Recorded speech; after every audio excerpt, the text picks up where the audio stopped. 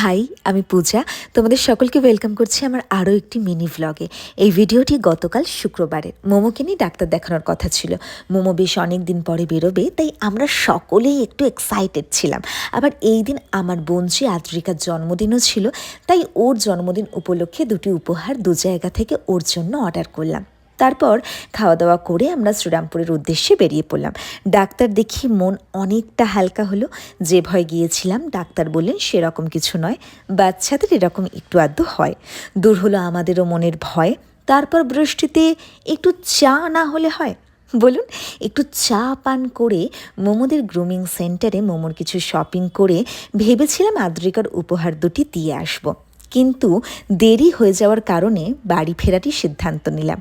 আর ওই যে দেখা যাচ্ছে দক্ষিণেশ্বর মন্দির, দেখতে দেখতে পার হলাম গঙ্গার এপার থেকে ওপার। দিনটা কাটলো খুব সুন্দর। আদ্রিকার জন্মদিনের কেক কাটার একটা সুন্দর মুহূর্ত ভিডিও শেষে দিলাম।